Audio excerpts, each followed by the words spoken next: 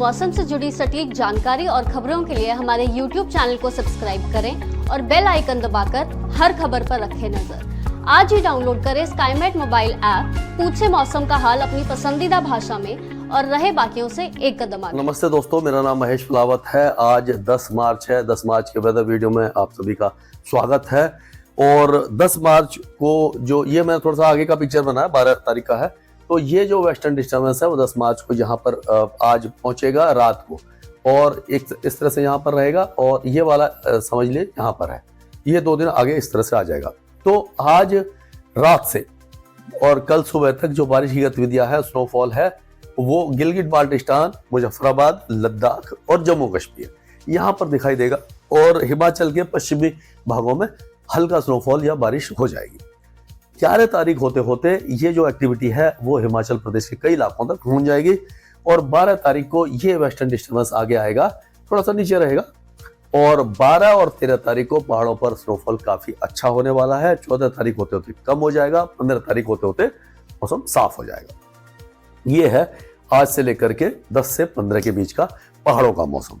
और इस बार हमने देखा, जैसे आपको सबको पता है कि बर्फबारी का इंतजार पहाड़ी लोग करते रहे और पूरे भारत को इंतजार था, क्योंकि पहाड़ों पर जब अच्छा स्नोफॉल होता है तो उसका असर मैदानी इलाकों में ठंड के रूप में दिखाई देता है।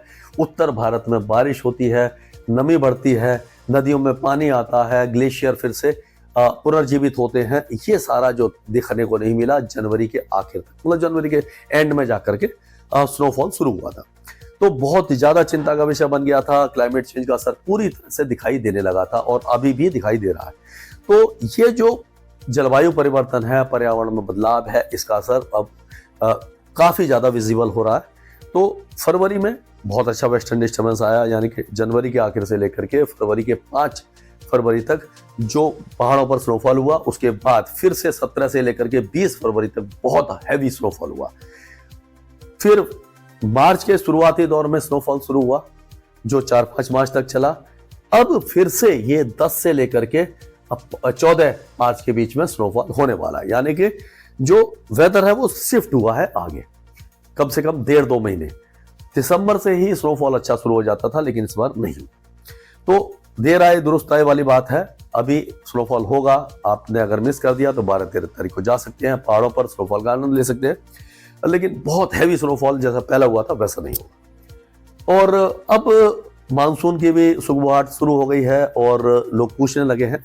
हमने जनवरी में बताया था कि नॉर्मल मानसून के आसार दिखाई दे रहे हैं, और सबसे बड़ी बात है कि अल नीनो अभी भी पीक पर बना हुआ है। अल नीनो का मतलब है कि पूर्वी प्रशांत महासागर में, भूमध्य रेखीय पूर्वी प्रशांत महासागर में समुद्री सतह के तापमान ज्यादा होते हैं।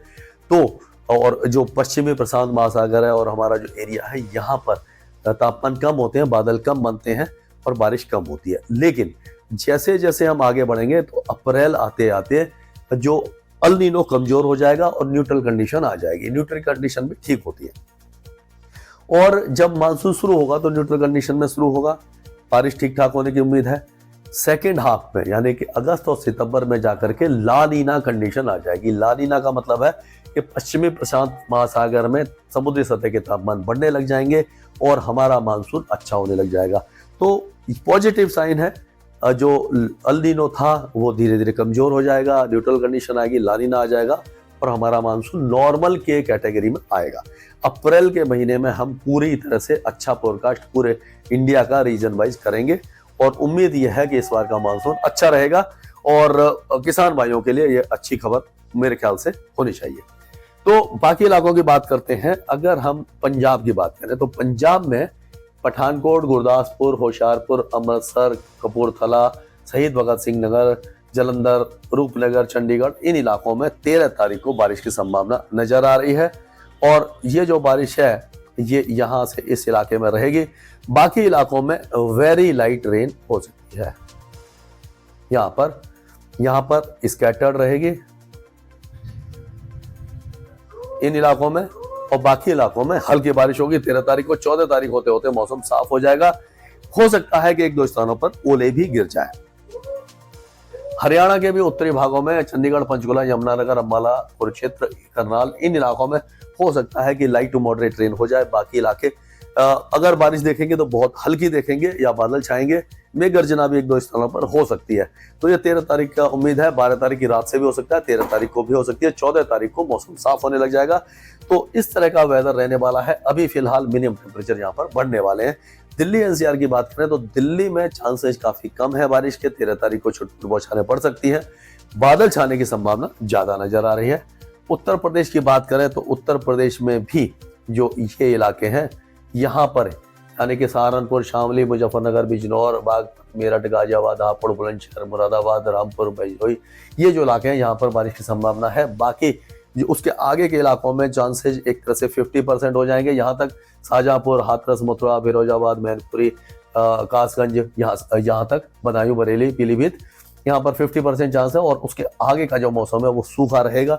आप कह सकते हैं लखीमपुर खीरी, कानपुर, जालौन, झांसी, ललितपुर, महोबा, लखनऊ, वाराणसी, बहराइच, बलरामपुर, सिद्धार्थनगर, कुशीनगर, महाराजगंज, आजमगढ़, मऊ, देवरिया, बलिया, गाजीपुर, चंदौली, सोनभद्र, ये सारे इलाके सूखे रहने वाले हैं। तो यहाँ पर ज्यादा उम्मीद हमें दिखाई नहीं दे रही है। टेम्परेचर धीरे धीरे बढ़ेंगे। अगर बिहार की बात करें तो बिहार में भी मैक्सिमम और मिनिमम टेम्परेचर बढ़ेंगे और यहाँ पर गर्मी धीरे धीरे बढ़ जाएगी, लेकिन मौसम की गतिविधियां नहीं रहेंगी, मौसम साफ रहेगा। राजस्थान में भी गंगानगर, हनुमानगढ़, चूरू, बीकानेर, झुंझुनू, ये जो इलाके हैं यहाँ पर अलवर वगैरह तक बादल छा सकते हैं। बारिश की संभावना बहुत ही ज्यादा कम है। जैसलमेर, जोधपुर, बाड़मेर और ये जो भीलवाड़ा, बूंदी, जयपुर, टोंक, सवाई माधोपुर, झालावाड़, डूंगरपुर, प्रतापगढ़, चित्तौड़गढ़, ये सारे इलाके सूखे रहने वाले हैं, गर्म रहने वाले हैं। 30 डिग्री से ऊपर तापमान यहाँ पर रहेगा। मध्य प्रदेश के भी किसी जिले में भी बारिश की संभावना नजर नहीं आ रही है। उत्तरी भागों में हल्के फुल्के बादल छा सकते हैं, बाकी पूरा मध्य प्रदेश गर्म रहेगा, शुष्क रहेगा, कोई भी मौसमी गतिविधि नहीं होगी। छत्तीसगढ़ में भी मौसमी गतिविधि जो हो रही थी पिछले दिनों में देखा था वो अब साफ हो गई है। मौसम यहाँ पर भी गर्म होने लग जाएगा, कोई वेदर एक्टिविटी नहीं होगी। झारखंड में भी मौसम धीरे धीरे गर्म होगा। गढ़वा, पलामू, चतरा, कोडरमा, साहिबगंज और सिंहभूमि, खूंटी, सिमडेगा और रांची वगैरह सब इलाके सूखे रहेंगे। धीरे धीरे तापमान यहाँ पर भी बढ़ने वाले हैं। उड़ीसा में आज हल्की बारिश की गतिविधियां कुछ इलाकों में दिखाई देगी और वो भी ये कोस्टल एरिया जो है यहाँ पर ही बहुत ही हल्की बूंदाबांदी या लाइट रेन हो सकती है। बाकी इलाके शुष्क रहेंगे। और अगर गुजरात की बात करें, गुजरात में तापमान मिड-30s में आ जाएंगे, काफी ज्यादा दिन गर्म हो जाएंगे। सुबह का और रात का मौसम भी धीरे धीरे गर्म होने लग जाएगा। मौसमी गतिविधि बिल्कुल नहीं है, बारिश की बिल्कुल भी चांस नहीं है। महाराष्ट्र में भी अब जो टेम्परेचर है वो बढ़ने लगे हैं। मिनिमम और मैक्सिमम टेम्परेचर गर्म हो जाएंगे और गर्मी धीरे धीरे बढ़ जाएगी। मिड-30s में टेम्परेचर पहुंचने वाले हैं।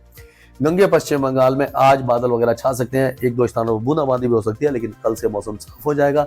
सिक्किम और जो उप हिमालयी पश्चिम बंगाल है यहाँ बादल छाएंगे, बारिश की संभावना बहुत ही ज्यादा कम नजर आ रही है। अरुणाचल प्रदेश में 1-2 हल्की बारिश हो सकती है। बाकी मेघालय, मणिपुर, मिजोरम, नागालैंड और ये त्रिपुरा वगैरह पूरी तरह शुष्क रहने वाले हैं। अगर हम दक्षिण भारत की तरफ चलते हैं तो दक्षिण भारत में ये ट्रफ तो बनी है, लेकिन ये जो हवाएं हैं ये बहुत ज्यादा मॉइस्चर लेकर के नहीं आ रही हैं।